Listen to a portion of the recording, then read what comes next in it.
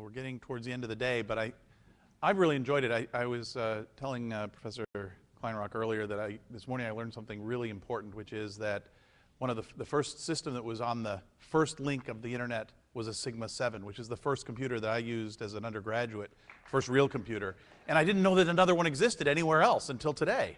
So that was fantastic. You know, we've been talking about a lot of things today from the point of view of all of the fantastic capabilities the internet's brought us, and all of the innovation that's driving convergence driven around the internet, telecommunications, entertainment, education, opening up, breaking down the borders, opening up the world. The fact that I think we all appreciate the amount of data that's growing. Gary showed us, I mean, information runs our lives, runs our businesses today. And all of these new devices, new capabilities that are appearing. So I don't want to be, we're sort of towards the end of the day, and I don't want to be the last one, and I don't want to throw a wet blanket on things, but I will anyway, because we haven't talked about one of the big problems, one of the big challenges we have, which is that along with all these tremendous, fantastic opportunities and all of the great progress, we've also seen an enormous increase in the risks and in crime and in bad things happening facilitated by the web. We talked about collaboration and the ability of collaboration to find great new solutions to great new problems. It also provides a great way for gangs to operate in the internet in ways they couldn't before, to scale in ways they couldn't before. And that's what we spend a lot of our time on at Symantec, is trying to figure out how to keep the internet safe.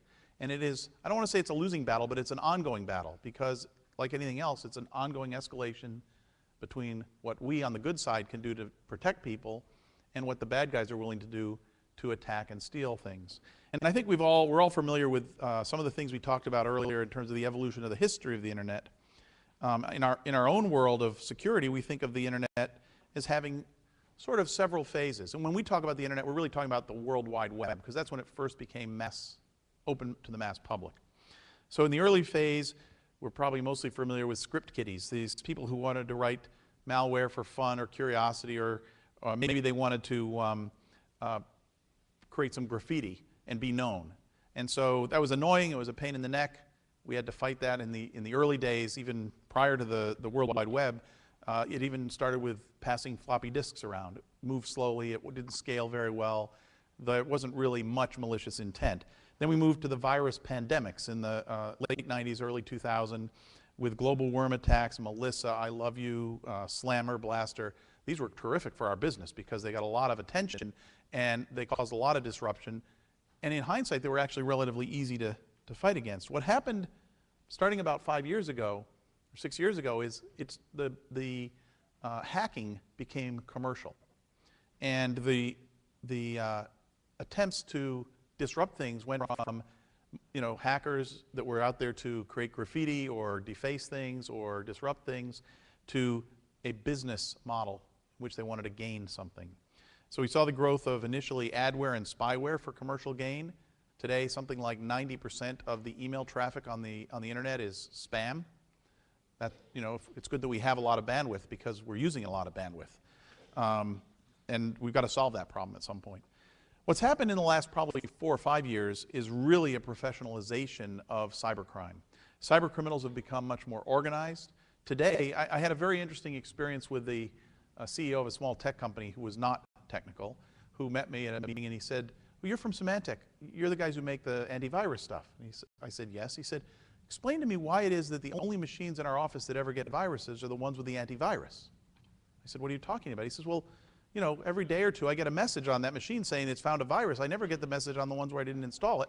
And I said, well, do you have any problems with those machines? No. I said, do they get slow? He said, well, yeah, they wear out after a few years. We throw them away and get new ones. And that was the mentality. And unfortunately, that is often the mentality in the public. Something like 40% of PCs, consumer PCs, are unprotected today. Continue to be unprotected. And what's happened is the criminals have figured this out. They figured out how to be very careful and stealthy. And they've also turned it into a very professionalized business. The previous speaker had a nice figure showing how sort of information distribution is becoming segmented into different phases, and those are being potentially parceled out to different businesses through APIs. The same thing is happening with cybercrime. There are criminals who specifically specialize in going out and doing the preliminary investigation. Let me go find the vulnerability in this system or this company or this set of consumers. And they'll sell that information to somebody else who then plants the Trojans. They'll sell that to somebody else who will then go in and actually harvest information. And someone else will exfiltrate it, and then they'll sell it through a separate open market. It's a black market, but there's a market on the internet for selling stolen goods. It's estimated that the total dollar value of cybercrime today exceeds the total dollar value of the worldwide drug trade. And yet it doesn't make the front page quite as often. So what's happened is we've also had to change the technology. So as a technologist, it's a very exciting field because there's a huge opportunity for innovation in counteracting these threats. The classic approach that we've had is to create signatures. In the old days, literally, customers, users would send us floppy disks with some suspect, gee, I downloaded this file, it's doing something funny, it might be bad. They'd send it to us, our analysts would analyze it, they'd figure out what it did, they'd say, you're right, that's a bad file. We would update the signature, which we could use to reject that file, and we'd mail the floppy disk out to all of our customers. When the internet came along, we had to do it faster. Today we get millions and millions of submissions. Last year we generated 1.6 million unique malware signatures, which is more than the prior 17 years combined. And when you look at the curve, you can see we can't keep up. The reason for that is the bad guys have gotten smart. They used to create, very much like what's happened biologically with viruses, they would create one bad piece of code, one piece of malware, and try to distribute it to millions of people. It takes a little bit of time to get distributed. By the time it got distributed widely, we and others would have issued our antivirus or anti-malware signatures, and everyone's inoculated, the virus wouldn't spread. So now they're very smart, and they say, well, let's mutate it frequently. And when they do that, it causes two problems. The first of which is, if we create a signature in time, we can distribute it, but it's no longer the right signature. And more often, by the time we even see the virus or the malware and create a signature, they've moved on. And it's evolved beyond that. So we've had to go beyond that and introduce other techniques. Some of the interesting ones are heuristics, where we can actually look at kind of what's happening, and it's sort of analogous to the heuristics you might use for crime fighting. You know, if it's a warm day here in LA and a guy's walking down the street in a heavy jacket with a hood covering his head, you might be suspicious, and we can start to do that. We can do behavioral technology, where we actually look at what is the code doing inside the system, and we can block it from doing certain things if it's behaving strangely. Throwing rocks through windows is not a good behavior, probably criminal activity.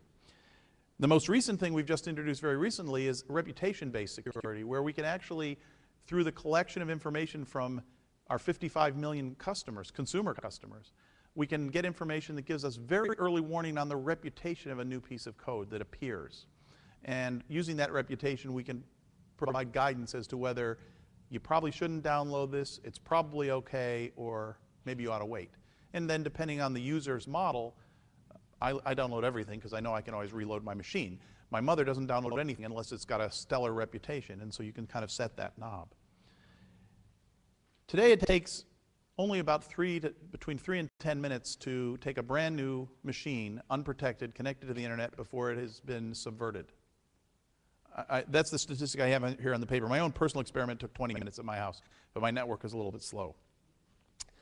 And so this is a really huge problem. And as I pointed out, 40% of users don't have any protection. We don't even have, in this country, and frankly on a global basis, the equivalent of, say, the World Health Organization, which allows organizationally governments to agree that there is a pandemic. If you have a fever, we're going to quarantine you. We don't have the equivalent in the internet, so I can't go in. If Gary has a computer at home that I know has been taken over by a botnet, I have no legal mechanism as his service provider to take him off the network, to force him to remediate that. So there's some very big policy issues we're facing.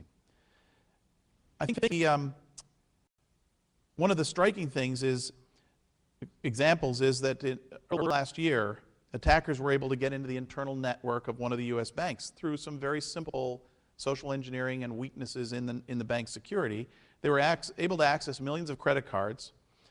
The bank never knew they had lost this information, by the way. The hackers created lots and lots of credit card or bank access card numbers, and then they organized themselves through the internet, some of the social networking we were talking about, using global capabilities, and they put out 49 different cities around the world, they put mules out who within a 30-minute period, simultaneously across the world, accessed those accounts and withdrew $9 million. That's when the bank discovered that somebody had taken the credit cards, almost a year later.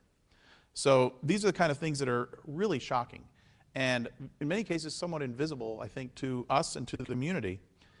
The other challenge we have is, we talked about earlier, is the issue of it's very easy to distribute information, but it's very hard to keep it private.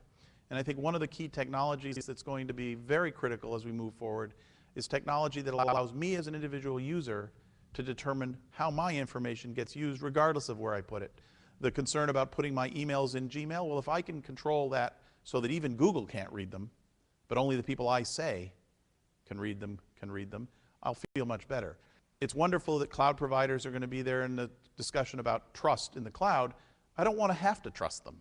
It's great if I can, but I don't want to have to trust them. I want to be able to control that myself. So some of the technology areas we're working on are in the areas of rights management, not to manage the relatively small number of media content items that are distributed massively, but rather to manage the very, very large amount of private data that's distributed narrowly. And I think it's very complementary to the earlier talk. So the internet has fantastic promise. It is a tremendous tool. It's helping us drive innovation across all industries across the world, but it also brings with it the burden of protection and defense, and we shouldn't lose sight of that. It's an area of tremendous innovation in its own right. The challenge we face is it's not purely a technological challenge, because the adversary isn't Mother Nature or physics. The adversary is an intelligent human on the other side trying to outsmart us. So thank you very much, and I've really enjoyed the conference.